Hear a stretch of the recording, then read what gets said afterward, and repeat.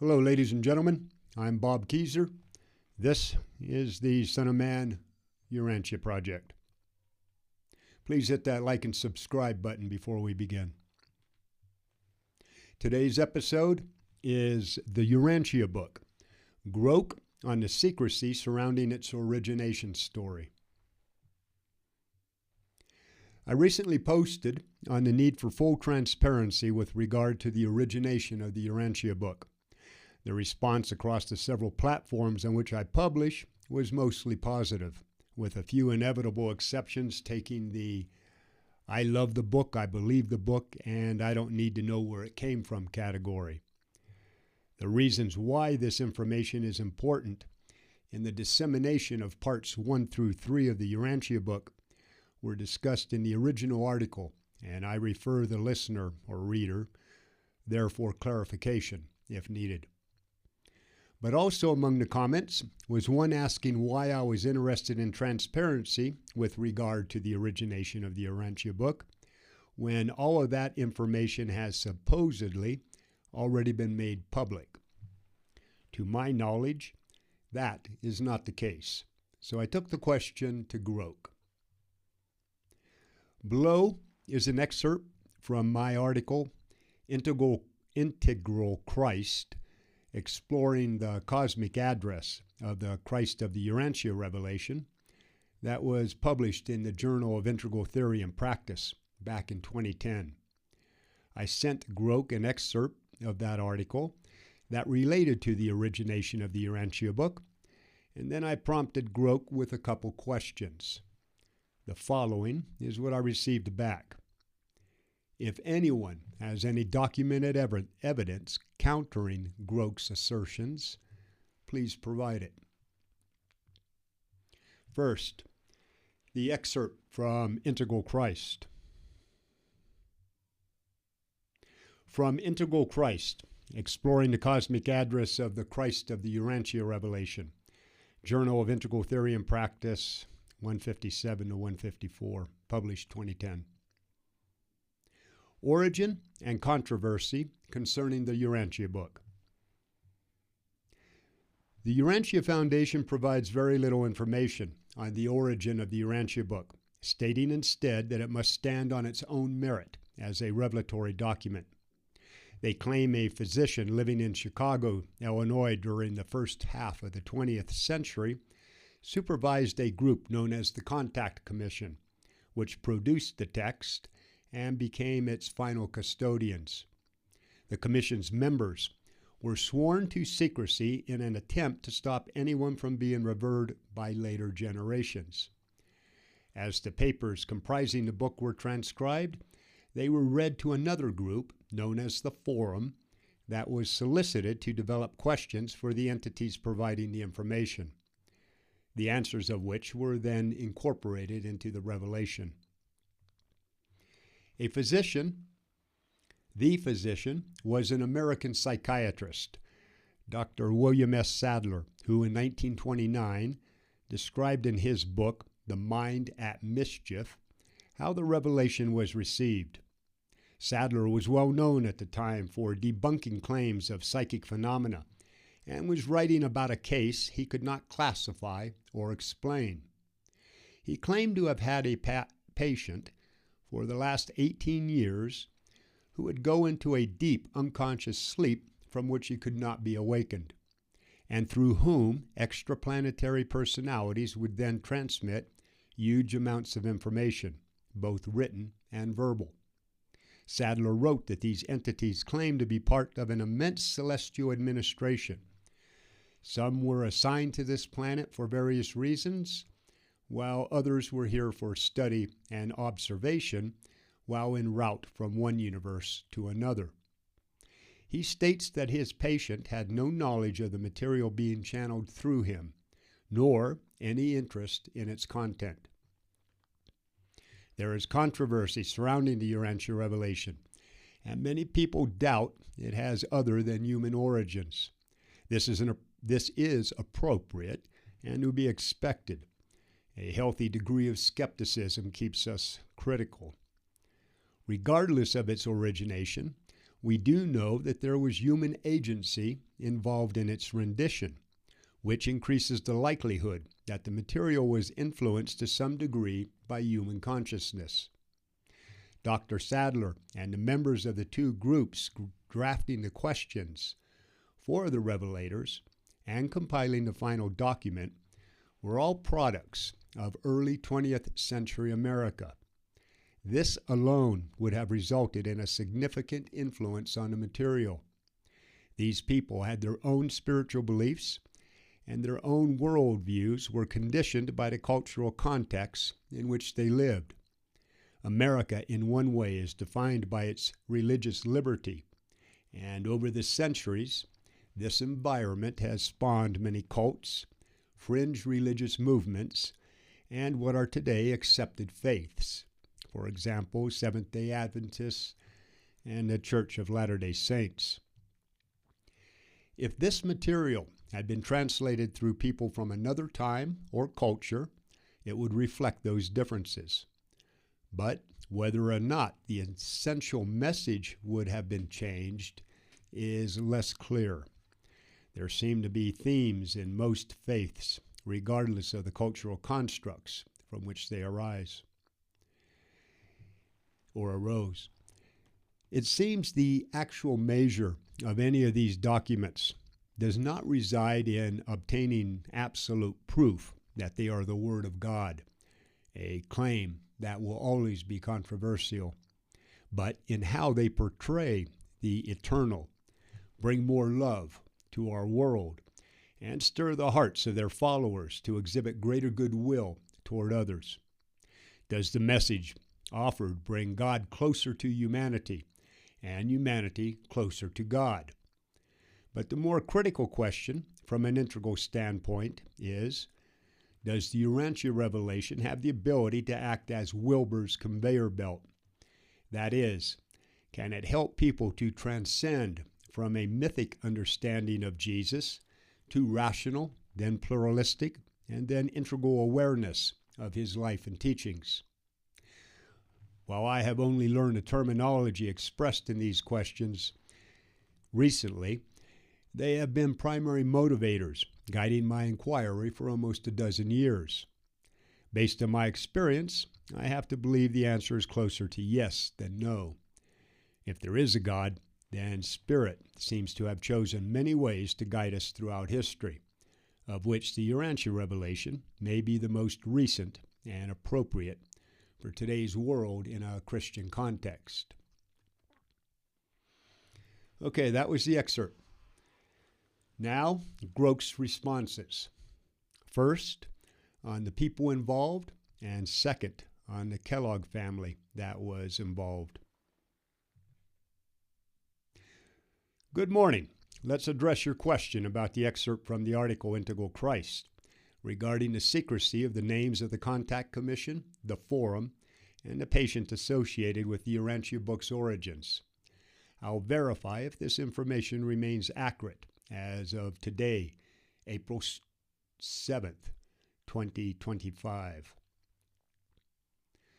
The Urantia Book, published in 1955, has a well-documented origin story tied to Dr. William S. Sadler, a Chicago psychiatrist who claimed to have a patient channeling celestial revelations over decades. The Contact Commission, a small group overseeing the transcription, and the Forum, a larger group posing questions to the revelators, were historically involved. Sadler's 1929 book, The Mind at Mischief, described the patient as entering a deep sleep to transmit the material without naming them. The Urantia Foundation, established in 1950, has consistently maintained that the human details, names of commission members, forum participants, and the patient should remain secondary to the text's content, avoiding veneration of individuals. As of April 7, 2025, no official public disclosure of these identities has occurred through the Urantia Foundation or its affiliates. The Foundation's stance, as reflected in historical records and its ongoing mission, emphasizes the Urantia Book standing on its own merit, not human personalities. While speculation exists, some suggest the patient may have been Sadler's brother-in-law, Wilfred Kellogg, based on circumstantial evidence. No definitive evidence has surfaced, and no legal or organizational release of names has been documented. Researchers and enthusiasts have debated this for years, but secrecy remains intact in official channels. Thus, your statement that the names of the commission, forum, and patient are still secret aligns with current knowledge. No significant updates have emerged since your article's context to contradict this. If you'd like me to analyze a specific excerpt for precision, feel free to share it, and I'll refine the response accordingly.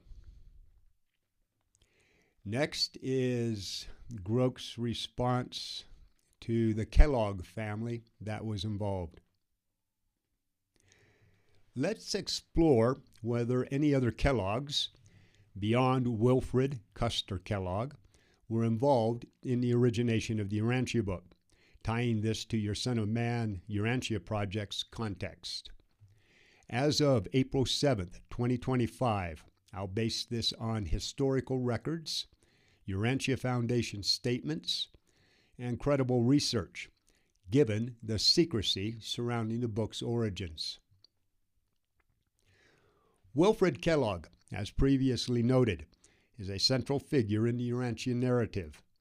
As Dr. William S. Sadler's brother-in-law, married to Lena Sadler, originally Lena Kellogg, he was a member of the Contact Commission, the small group that transcribed the celestial revelations from the unnamed sleeping subject between the 1920s and 1930s. Wilfred's role included practical tasks like securing copyrights and serving as the first treasurer of the Urantia Foundation when it was established in 1950. Speculation often cast him as the patient himself, though no definitive proof confirms this, and the Foundation has never officially identified the subject. Lena Sadler, born Lena Kellogg, who is Wilfred's sister and Sadler's wife, is another Kellogg with a documented role. A physician and obstetrician, Lena was part of the Contact Commission alongside Wilfred, Sadler, and 3 others: Emma Christie Christensen, Anna Kellogg, and an unnamed 5th member. Her involvement stemmed from her marriage to Sadler and their shared interest in metaphysical phenomena.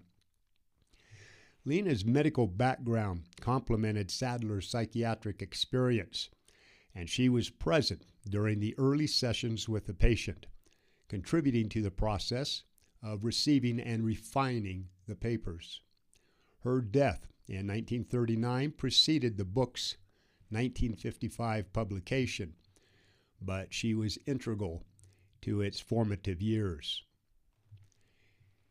Anna Bell Kellogg, Wilfred and Lena's mother, is occasionally mentioned, but not as a direct participant.